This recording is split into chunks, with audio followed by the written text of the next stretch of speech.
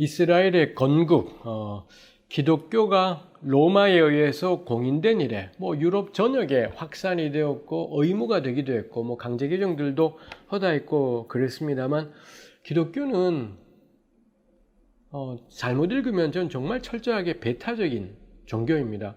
구약에도 그런 모습이 있고 신약에도 그런 모습이 있죠. 오직 예수 이름으로만 이라는 이 사도행전 9절에서 나오듯이 필연적으로 그 안에 배타성을 내포하고 있는 것이 있습니다. 그러다 보니 유럽 전역에 기독교가 확산되면서 문제는 기독교는 핍박받는 종교일 때는 가장 생명력이 넘치고 사랑과 진리가 넘치는데 이게 배타성이 그 안에 들어있다 보니 지배자들의 종교가 되어버리면 기독교만큼 저는 무시무시한 종교는 없을 거다 싶을 정도입니다. 이거랑 쌍벽으로 저는 이슬람도 있겠다 싶습니다만 둘의 같은 뿌리가 또 구약이라는 뿌리가 있어서 구약 성경은 구약 신앙은 정말 지배자의 신앙이어서는 안 되는구나, 다수의 신앙이어서는 안 되는구나 싶은 생각이 들기도 합니다. 해서 유럽에 기독교가 확산되면서 그 다음에 닥쳐왔던 게 유대인들이 개박살나는 일이었습니다. 특히 유대인들은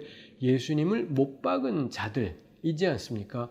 우리 복음서에 나와 있듯이 이 피가 우리 머리로 돌아올지라, 예수를 못 박던 바리새인 무리들이 그런 말들을 했고 우리와 우리 자손에게 이런 말들을 했고 유럽 역사에서 이 기독교인들은 그리고 기독교 제국들은 한결같이 유대인들을 탄압하고 죽이며 그 이유가 구세주를 죽인 집단, 인류의 하나님을 죽인 집단 해서는 유대인들을 격렬하게 핍박하고 유린했습니다. 유럽 전역에서 그랬기 때문에 유대인들은 늘 쫓겨다녀야 되었고 그러다 보니 이 사람들이 할 수 있는 일이 상거래, 장사하는 일들 말고는 할 수 있는 일들이 없었고 이런 것들이 유대인들은 우리 셰익스피어의 베니스의 상인에 나오듯이 돈 밝히고 탐욕스럽고 인정사정 모르는 이런 이미지들을 얻게 되죠. 왜냐하면 그거 외에는 고정적으로 할 수 있는 일들이 없었기 때문에 그렇죠. 유대인들이 어마어마하게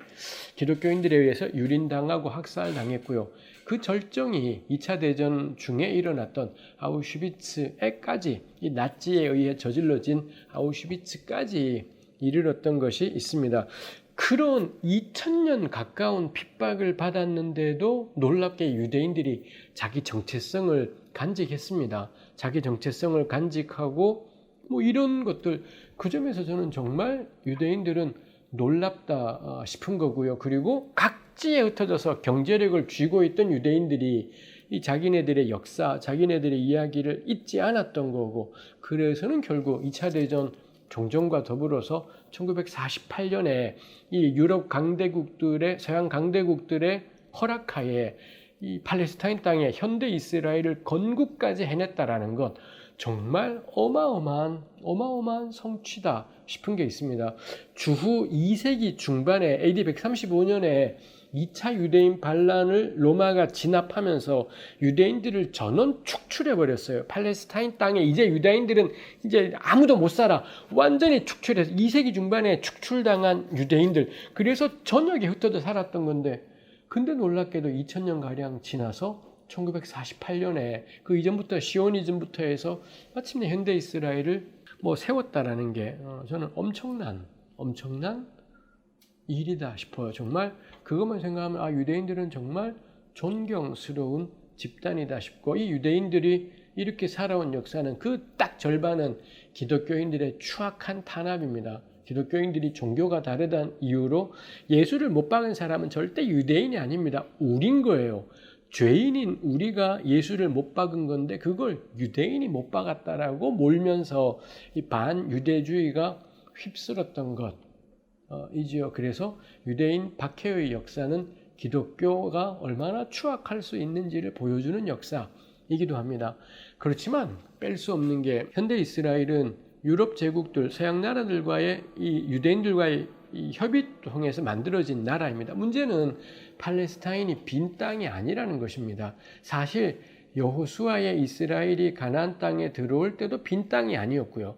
바벨론 포로 귀환과 함께 돌아왔을 때도 빈 땅이 아니었고, 현대 이스라엘이 건국되는 시오니즘이 한참 운동이 일어나던 때도 팔레스타인은 빈 땅이 아니었습니다. 근데 우리 성경 보면 마치 그 땅은 빈 땅 같기도 하고요. 그 다음에 빈 땅에 엉뚱한 사람들이 살고 있는 걸 여호수아가 들어와서 싹, 바벨론 포로 귀한 자들이 들어와서 싹, 뭐 이런 느낌들을 주지만 그 땅에 시퍼렇게 살아있는 사람들이 존재했더라라는 것입니다. 그래서 여호수아의 가나안 정복에서 우리가 반드시 물어야 되는 게, 아니 이게 민족만 바꾸는 거라면 그딴 정착이 왜 필요한 거지?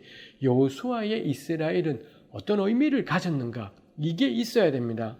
가나안의 원주민들하고 이스라엘은 뭐가 달랐지? 이게 하나도 안 다른데 단지 우상 숭배하던 이 가나안 민족 다 죽여버리고 여호와 믿는 이스라엘이 차지하고, 이건 종교 전쟁이지 어이가 없는 일일 겁니다. 바벨론 포로에서 돌아온 귀환 자들이 이 팔레스타인 돌아온 다음에 이 땅에서 이 주도권을 잡았습니다. 그런 경우에 귀환자 공동체는 무엇을 꿈꾸고 무엇을 만들고 싶었는지, 이게 정당해야 되지, 그게 없다면 그냥 사람의 교체 외에는 의미가 없지 않겠습니까? 마찬가지로 현대 이스라엘이 팔레스타인 땅에 생짜로 건국되었습니다. 이스라엘이 건국되었다라는 것, 그 땅에 살던 팔레스타인 사람들은 강제로 쫓겨나게 된 거고요. 그때부터 이 사람들은 난민, 뭐 이런 일들이 되었겠다라는 것입니다. 이스라엘이 그 땅에 건국되는 까닭이 뭐냐? 2000년 전에 자기 땅에, 이게 말이 돼요. 2000년 전에, 그러면 우리나라는 2000년 전에 만주가 우리 땅이라고 중국과 호소하면 이거를 미국이랑 막 영국이랑 일본이 동의해 주면 그럼 만주가 우리 땅이 되는 건가요?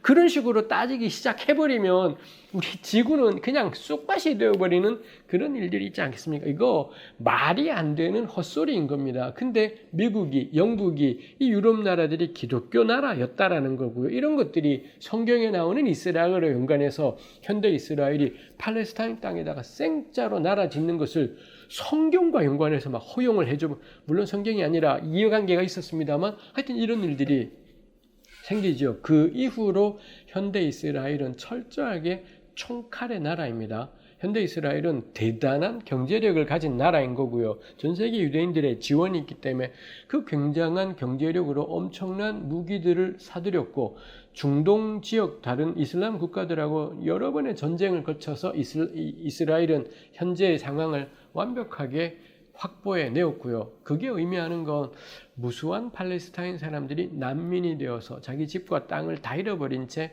난민이 되어 살게 되었다.